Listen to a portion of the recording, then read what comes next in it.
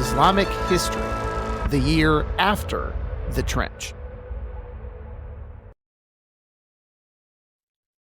A long time ago, and sort of in a galaxy far, far away, the world was just buzzing about the return of Star Wars.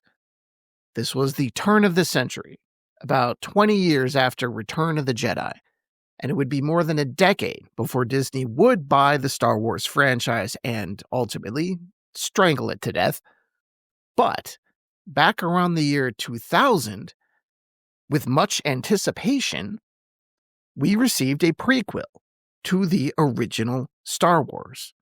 And you can imagine the excitement, because again, if you're young, you have to put yourself in a mind of what Star Wars used to be before Disney wrecked it. So that Star Wars, Luke Skywalker and Harrison Ford and all that, that's what was in everyone's mind, and that's what everyone was expecting. And so the movie came out, and it was called The Phantom Menace.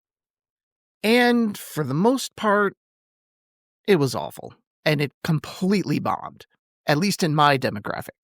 Now, at the time, I was a teenage boy, and I hated it. My friends hated it. For us, this was not what you expected to see from a movie with the word wars in it. There was very little war involved, and so much of it revolved around politics and the fall of the Imperial Senate. And to be fair, I know what the writers were going for. This was obviously an attempt to parallel the rise of the emperor with that of Caesar, and to do some kind of parallel with how the Roman Republic fell and how the Star Wars universe, as you currently knew it, came to be. This attempt was obvious to any person, say high school or older, with even a moderate interest in ancient history. And in this movie, as far as showing the dynamics that turn a republic into an autocracy, it was pretty successful in that way. Wars are usually enabled by civilian politicians. They're doing the boring but necessary things that make a successful war happen. And this truth is where the makers of this movie ran into a hard reality, particularly when it comes to the young male target audience. Now, politics, when you are talking about war, is comparatively really boring, unsexy at best. You can say the same thing of diplomacy, the same thing with changing government structures. And this isn't limited to Star Wars. When you learn about ancient Rome, how much do you care about the fall of the Republic, of Cicero and Cato? You just want to hear how they beat Hannibal, or how Hannibal almost beat them, not the political systems and diplomacy and the underlying machinery that made all this possible. Take my country as an example, the United States of America. In our short history, there's been a lot of action. Now, what's more interesting? The battles of Bunker Hill and Yorktown, or learning about Benjamin Franklin hanging around Paris to make it all happen? You want to learn about Gettysburg and Sherman's March to the Sea? Or are you more interested in Abraham Lincoln's political brilliance in keeping Britain out of the war? Do you want to see the Battle of the Bulge and the Battle of Iwo Jima? Or are you more interested in Dwight Eisenhower's great achievement of leading many nations under the same military command? Now, some might be interested in the latter of those things, but very few. The machinations of politics just are never as interesting as armies moving around maps and tales of grand military strategy and individual heroism. But, obviously, the boring stuff is just as important. And this was true in Muhammad's time as well. And when talking about Islamic history, most histories, quite understandably, just tend to skip through all of this. Maybe even with just a few sentences about how Muhammad united the tribes. Which, to be fair, is pretty smart for entertainment value. And honestly, we're not going to spend a whole lot of time on it either because, well, it's boring and mechanical and there's not much action or interest in it. We don't want to go full Phantom Menace here.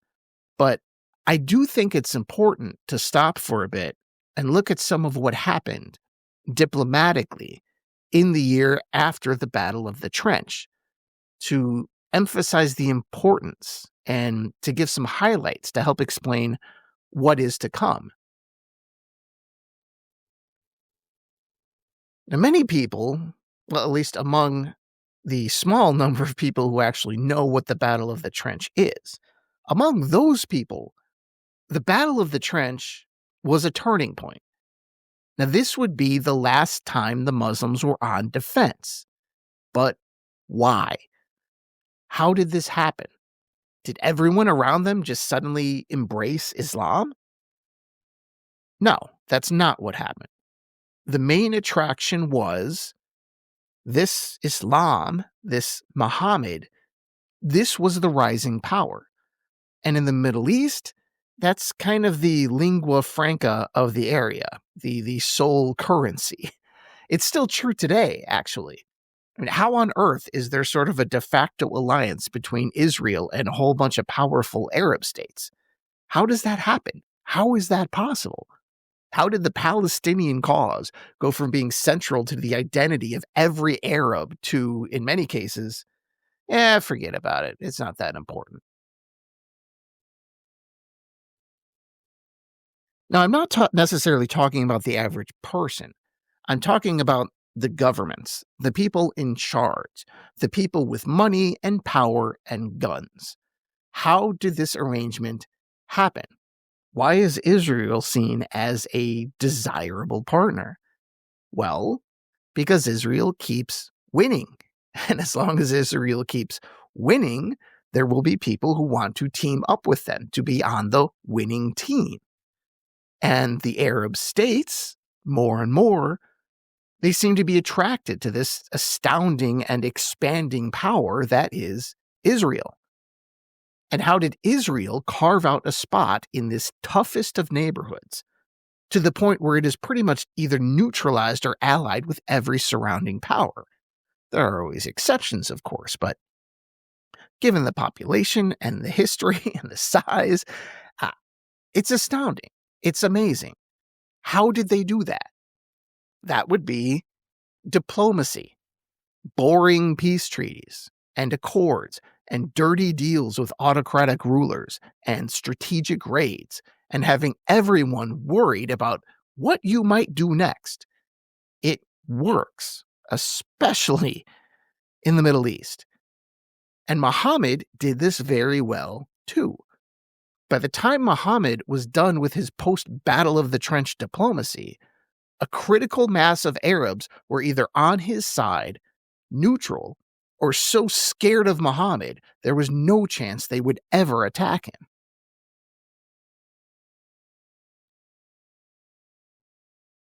Now again, this is sort of glossed over in most tellings of this story, and I understand that.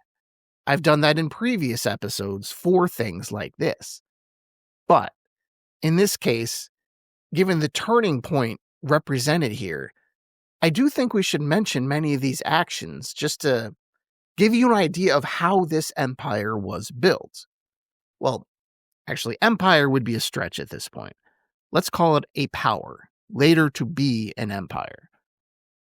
And as I talk about these things, keep in mind that Muhammad wasn't present for many of these battles. Hardly any, actually. These were his people. He wasn't the general going all over the place, like Alexander the Great or something. And this wasn't a specific general doing all of this either. You'll see, I think almost 10 different leaders in the list I'm going to give you later. Now, a couple of these were led by Muhammad himself, but you're also going to see a few names you may not have seen before, and also some very recognizable names you have seen before and will see in the future, like Abu Bakr, Ali, Zayd. This was a real team effort. It actually really, really was in this time period. So, the key military expeditions, each one of them increased Muslim credibility and power. And again, that's the key word here. We're talking about the Middle East. Then, as of now, this is the true language of the region. Now, in this way, military missions were basically the same as diplomatic missions, just like today, when a well-placed explosive is considered to be a key part of diplomacy. In Muhammad's time, military expeditions and raids were their version of summoning the ambassador. So, these expeditions, I'll start with the big ones, the ones led by Muhammad himself. I'll just go through some of these, starting with the ones that Muhammad was actually seriously involved in, like actually there. The first of these would be the invasion of the Banu Lahyan. That's Lahyan. The Muslims had a previous grievance with the Lahyan. This is something I actually talked about earlier in the history notebook, about the ambush from members of what was called the Hudaybiyah. Now, the Lahyan were part of what was called the Hudaybiyah Confederation, and the Muslims believed, they were responsible for the massacre of what were basically Muslim missionaries that had been invited to speak to them about Islam. Now, some of these guys were killed, some were taken to Mecca to be sold as slaves, and some were bought as slaves by their enemies just to kill them. Now, one was possibly even crucified. So, yeah, action against the Lahyan would need some kind of response. Something had to be done to send the message that you can't kill Muslims with impunity. That's actually pretty similar to what became the Israeli anti-terrorism doctrine. If you want to be taken seriously, if you want to protect your people, you have to show your power in this situation. So Muhammad and a few hundred of his best, they went after the Lahyan. In this case, there would be no battle, but the Lahyan, I think they were pretty good at intelligence too. Muhammad definitely was. So they were warned somehow, and they were able to scatter into the rough terrain. Basically, they ran away. And the Muslims didn't pursue them. They didn't kill anyone or take any prizes, but the statement was made. The Lahyan would have to watch their backs from now on. And the Muslims, since they were there, they destroyed a pagan shrine, and then they went back to Medina.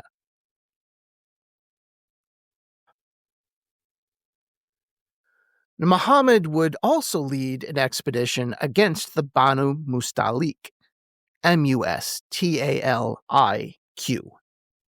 The Banu Mustalik were a tribe near the Red Sea that had fought the Muslims at Uhud, and according to Muhammad's intelligence network, they were gathering troops to march on Medina. Now, were they really? This was pretty close to the Battle of the Trench, so that would seem incredibly foolish, but that doesn't mean it wasn't true. I mean, were the Egyptians really going to attack Israel before the 6-Day War? I don't know. Depends who you believe. Either way, Israel and Muhammad, they both made strong use of the preemptive attack in cases like this. And just like the Egyptians, the Banu Mustalik, they never saw this coming, and they were quickly wiped out. An army of around 1,000 Muslims killed hundreds of soldiers from the Banu Mustalik. As the histories tell it, the Muslims actually didn't suffer a single casualty. So this was just wildly lopsided. And that's really the ancient equivalent of destroying an air force on the ground in 1967.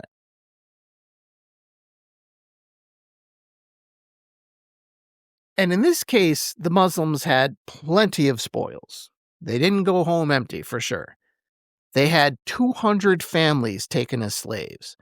Not 200 people, 200 entire families taken as slaves. They took 200 camels and 5,000 livestock. And of those 200 families taken as slaves, this actually turned out to be important because one particular slave became Muhammad's personal slaves, and later one of his wives. Juwayriya bint al-Harith. Muhammad freed her and married her in the customary way, paying a dowry and all that. Now, this was important because she was the daughter of the Banu Mustalik chief, and that marriage resulted in the tribes being allied, and many of the enslaved families being freed as well. And I should also mention the geographic importance of this. Remember where I told you where they were based? It was by the Red Sea. This was just further choking those northbound trade routes that Mecca needed so badly. Also, and we'll get to this later, but on the way back to Medina from this battle, there was a massive scandal involving Aisha and what may or may not have happened with a young man along the journey. That'll probably be an episode itself. But this is where that happened, if you're wondering about the time period. Or it didn't happen. Again, we'll get into that. So, in this period, those two were the biggies that were led by Muhammad himself, the giant battles, the important ones. But here's a brief list of some other raids and expeditions and invasions that Muhammad decided to delegate to others. I'm going to give you this just to give you an idea of just how busy they were during this period. Now, this would be basically in the years 627, 628.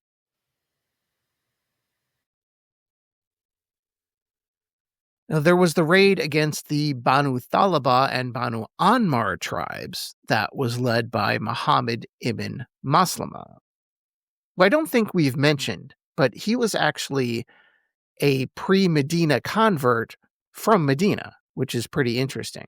So he was not one of the Meccan immigrants. He actually lived in Medina and converted to Islam before Muhammad actually got there. Now, he would later be known as a very competent military commander. He was called the Knight of Allah's Prophet eventually.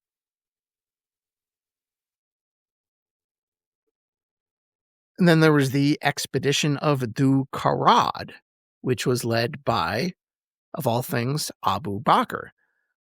Keep in mind, Abu Bakr was pretty advanced in age, but then again, so was Muhammad, still able to lead raiding parties.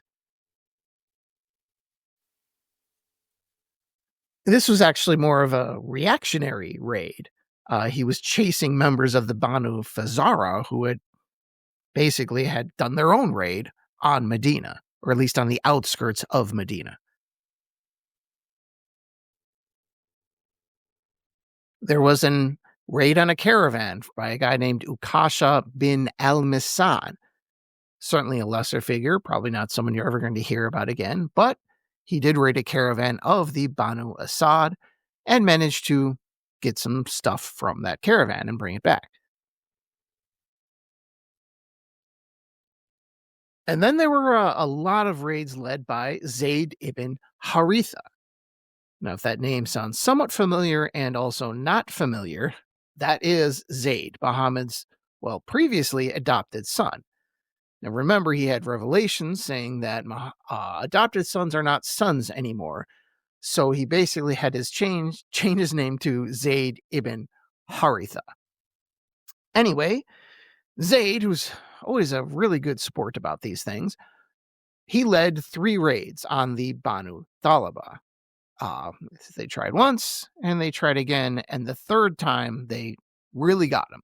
And the tribe submitted to Muhammad and paid tribute. Zayd led many other expeditions, raids, whatever, including a raid on a Jewish settlement in Wadi al-Qura, which was suspected of being an enemy. And you'll see this a lot. This is the preemptive raid. We suspect they might be hostile to us. And so, again, like I said, this is Middle Eastern diplomacy. There was an intelligence mission to Dumat al-Jandal that was led by Abdur Rahman. Now, as you may guess, that was not actually his real name. Muhammad gave that name to him eventually. Abdur Rahman, as in servant of, Rahman being one of the names of God. This was actually mostly a diplomatic mission with, some fighting along the way. Again, Middle Eastern diplomacy.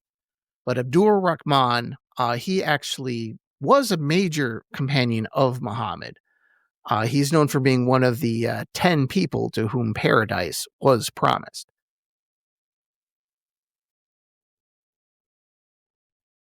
And then there was the expedition of Fadak, which actually turned out to be a pretty major thing in a lot of ways, in that they were able to pacify a Jewish community that may or may not have joined up with the other side for the upcoming Battle of Khaybar.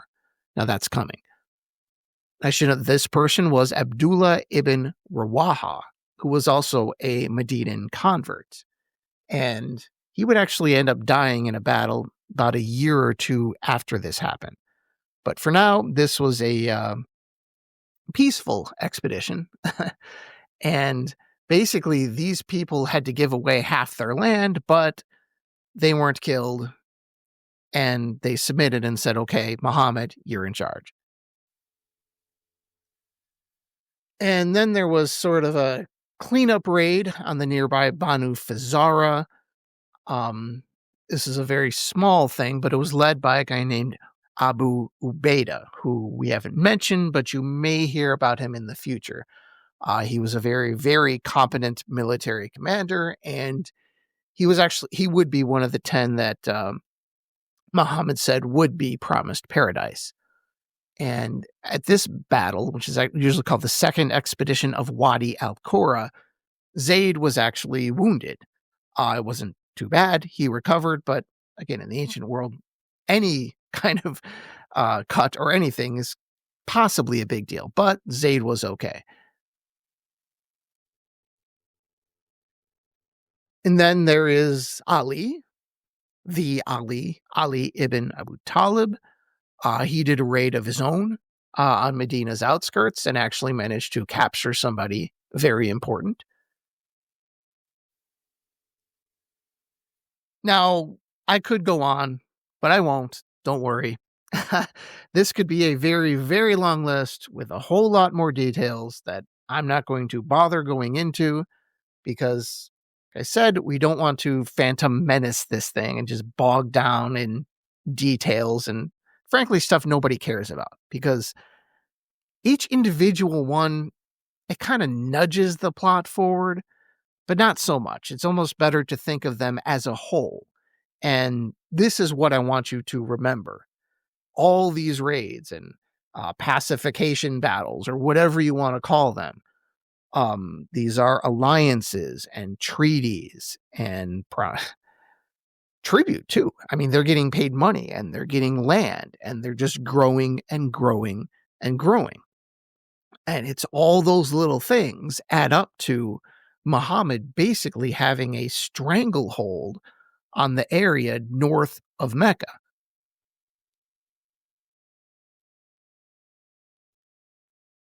So whether you actually mention every little skirmish or not, it's still a ton of activity for roughly 1 year. And what allowed this to happen, what actually enabled these battles to take place, in case I haven't mentioned it, is the Battle of the Trench and its aftermath. Now, Muhammad had no internal opposition in Medina anymore. And as many societies tend to do, once you consolidate the inside, you are free to strike at the outside. And they did exactly this. And all these military actions weakened neighboring tribes and scared farther off ones and created military treaties and alliances and also gave them control of the northbound caravan routes. That was the entirety of the area around Mecca, all the way to the Red Sea, to the north, at least for the important parts of these routes.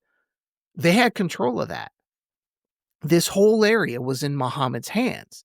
So Mecca could no longer go around Muhammad. I mean, that is, unless they decided to suddenly become a seafaring people or something. And they didn't become a seafaring people, unsurprisingly. If you've ever wondered why, this whole area just didn't have the infrastructure for that. I mean, they had few boats, and frankly, I imagine wood for boats would be kind of hard to come by where they were. There weren't really any ports, or at least very few of them. And the place where they were taking these caravans were very, very far from the sea. So getting around the land blockade would have just probably been so expensive it wouldn't have been worth it. Like, not even close. You'd have to build a bunch of ships. Again, expensive then, expensive now. You'd have to ship the goods to a port very far from your destination and then take it off the boat and move it overland. And then you'd have to go back the same way.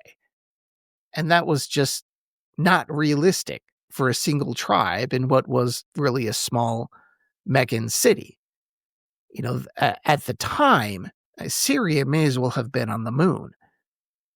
And even if they did go through all that seafaring effort, that adjustment would have taken many, many years. And not to spoil the ending here, but the Quraysh did not have many, many years.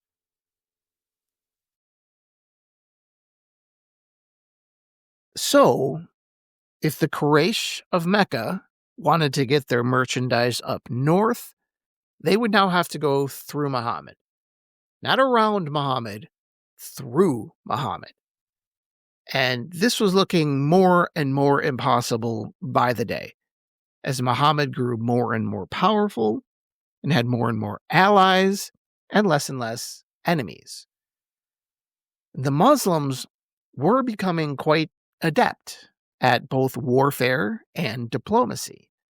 And this frenzy of activity would soon result in something called the Treaty of Hudaybiyah, which was, at the time, and would eventually prove to be, a massive moment in both Muslim and Arabian history. It would be kind of like that moment in The Phantom Menace when it becomes clear in the Senate that the Republic has just fallen. Now, it wasn't exciting or even entertaining, but the point was being made that now we would be entering something new. There was a new power rising, and it was now unstoppable. Thank you, and I'll talk to you next time. Insha'Allah.